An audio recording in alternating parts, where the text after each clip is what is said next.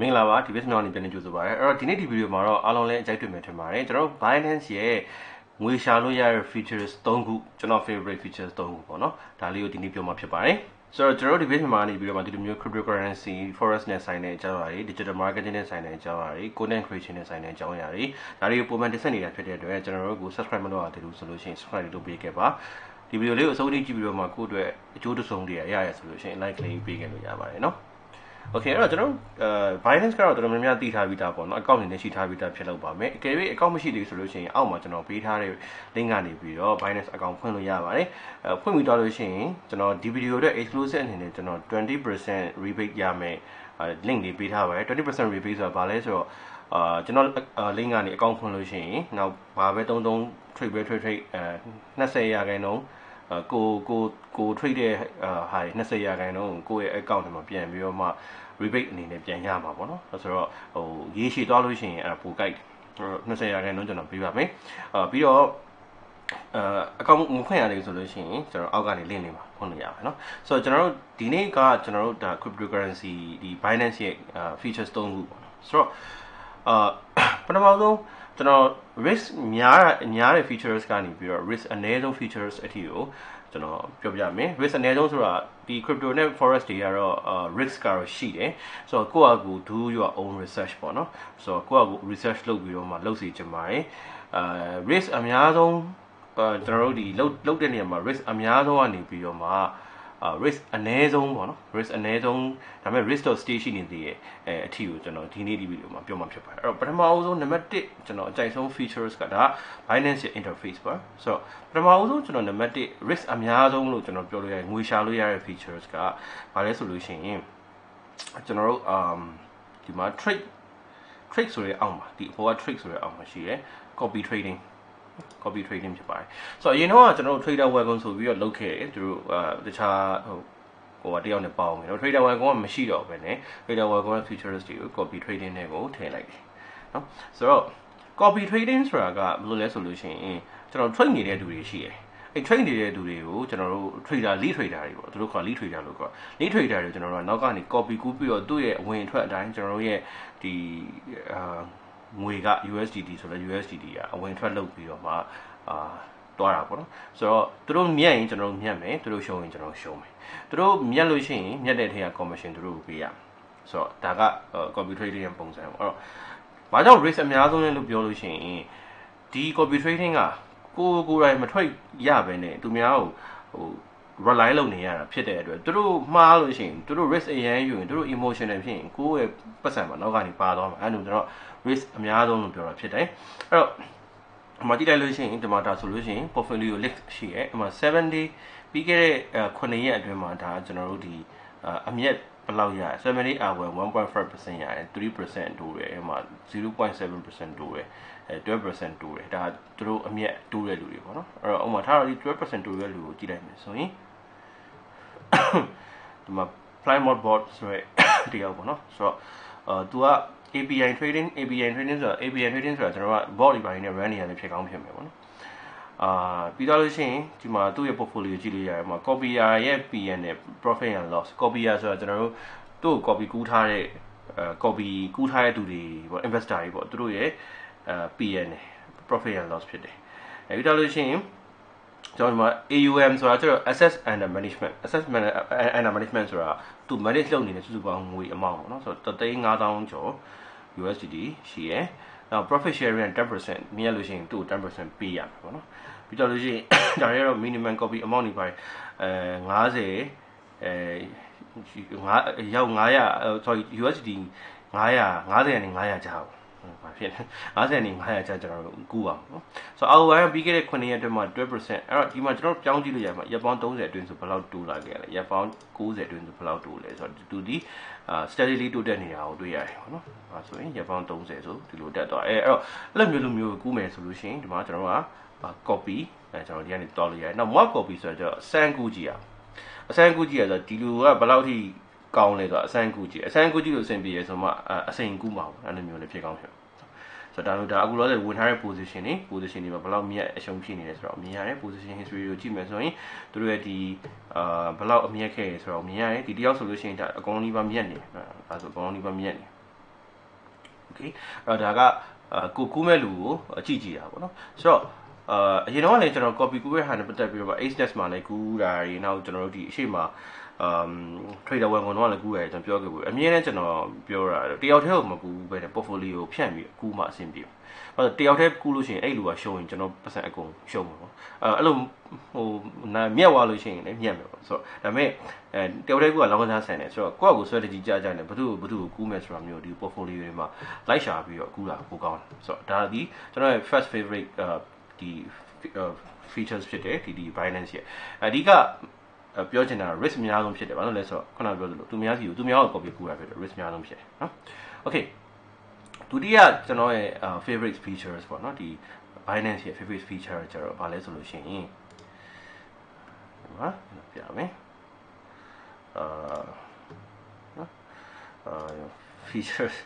ကြီးပဲဖြစ်တယ်ပွားသွား okay ဒီမိုးရဲ့အောက်မှာရှိရဲ့ launchpad နဲ့ launch pool ဖြစ်တယ်နော် launchpad နဲ့ launch pool ကကျွန်တော်ပတ်စံတော်တော်ရှာပေးခဲ့လို့ပြောလို့ရတယ်ဘာလို့လဲဆိုတော့ launchpad မှာကျွန်တော်တော်တော်ရခဲ့ဘူးဟိုရှိမှဒီ arcan ကလည်းရလိုက်တယ်ပေါ့နော်ပြီးရင်တခြား project တွေမှာကျွန်တော်တို့မှာဆိုရင်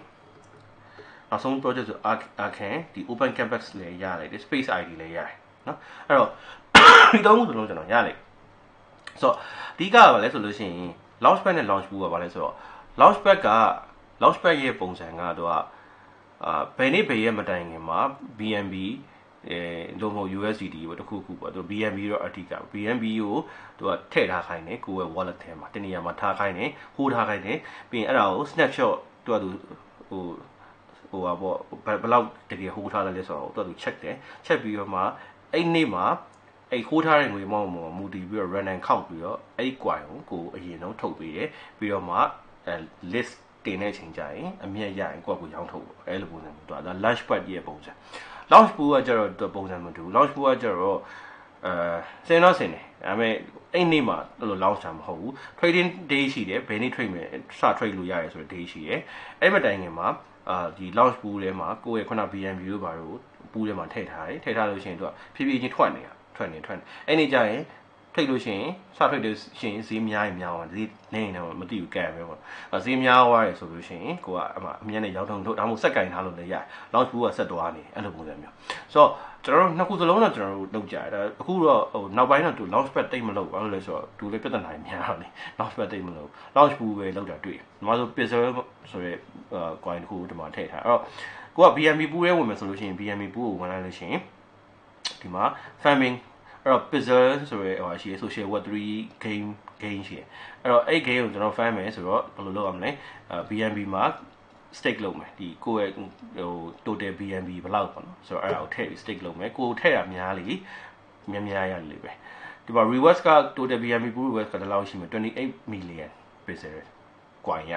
နော်အဲ့ DR ဖတ်ကြည့်လို့ရတယ်ဟိုမှာဒါဘယ်လောက်သူက potential ရှိတယ်လဲဘယ်လောက်ထိ real world problem တွေကို solve ဖြစ်နေတယ်လဲဒါတွေကိုကျွန်တော်ကရှာလို့ရတယ်အဲ့ရှာပြီးတဲ့အချိန်မှာသူကအော်ဘီရပြီးငါကြိုက်တယ်အဲ့တော့ BNB ထည့်မယ်ဒီမှာ pixel ထွက်နေမယ်ပြီးသူစ trade မဲ့trading day ကဘယ်တော့အဲ့ဒီမှာကြည့်လို့ရတယ်ဒီမှာဒါဆိုလို့ရှိရင်farming end က6ရက်18နာရီ17မိနစ်ကြာပဲအဲ့ရကြာရင်ပြီးသွားမှာပေါ့နော်ဆိုတော့ဘယ်နေ့စပြီးတော့ဟိုစ trade မယ်ပါညာအဲ့လိုကြည့်လို့ရတယ်ပေါ့နော်ဆိုတော့ကြည့်ပြီးသွားရင်ကျွန်တော်ကပတ်စံထည့်ရတယ်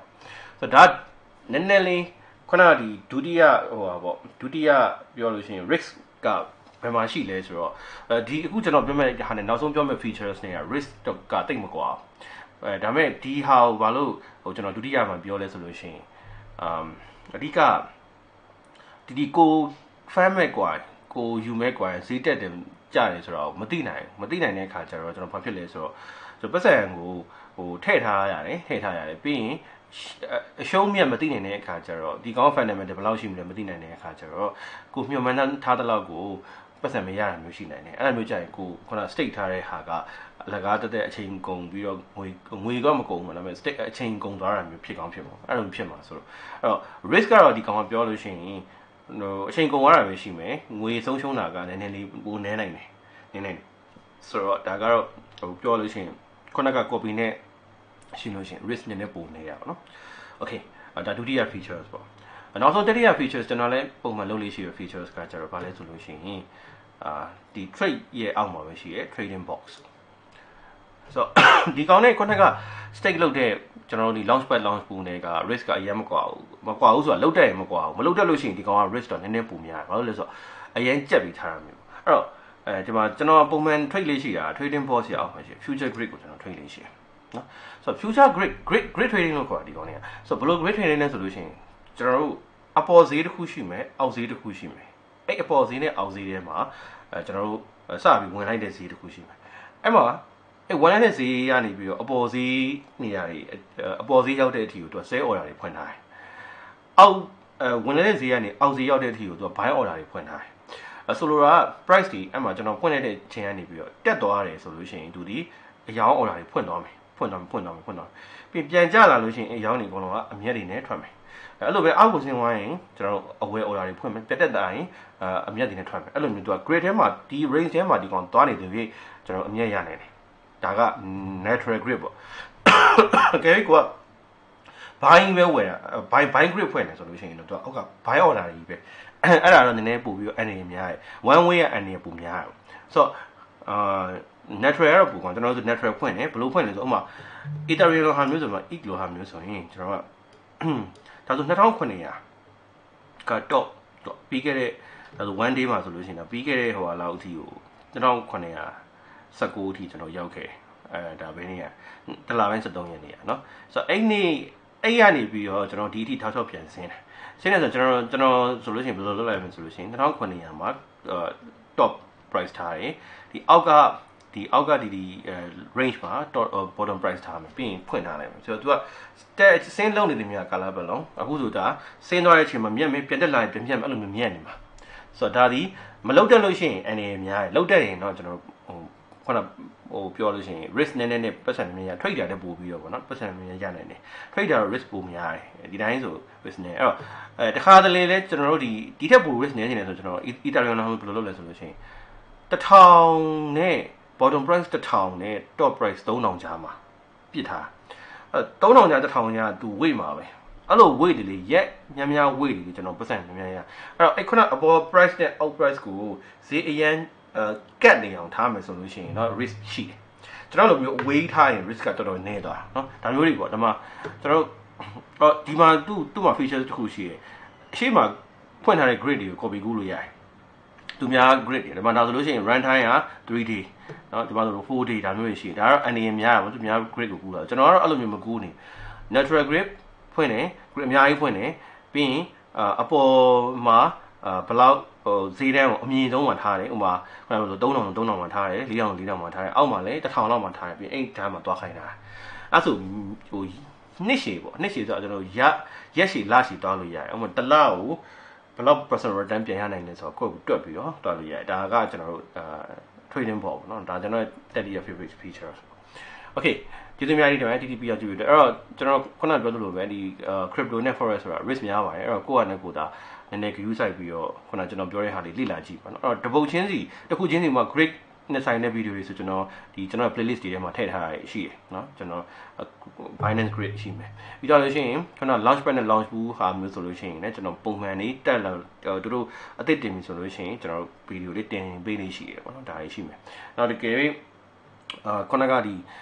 ကျွန်တော်တို့ဒီ copy ကူးတဲ့ဟာဆိုလို့ရှိရင်လည်းအခုဒါနဲ့တော့မတူဘူး trader welcome တော့ကျွန်တော်ပြောထားရရှိတယ်နောက် Exness မှာကူးထားရရှိတယ်ဒါတွေရှိတယ်ဆိုတော့ဒီကနေပြီးကျွန်တော်လေ့လာလို့ရတယ်ပေါ့နော်ဆိုတော့ကျေးဇူးအများကြီးတင်ပါတယ်ဒီ video ကြည့်ပေးတဲ့အတွက်အဲ့တော့ဒီ video လေးကကိုယ့်အတွက်အကျိုးတစ်ခုရှိရဆို like လေးပေးခဲ့ပါကျွန်တော်တို့ subscribe မလုပ်ရသေးဘူးဆိုလို့ရှိရင် subscribe လုပ်ပေးခဲ့ပါ Binance account မရှိဘူးဆိုလို့ရှိရင်အောက်မှာကျွန်တော်တို့ဖွင့်လို့ရတယ်နော်ကျေးဇူးအများကြီးတင်ပါတယ်မင်္ဂလာရှိတဲ့နေ့လေးဖြစ်ပါစေ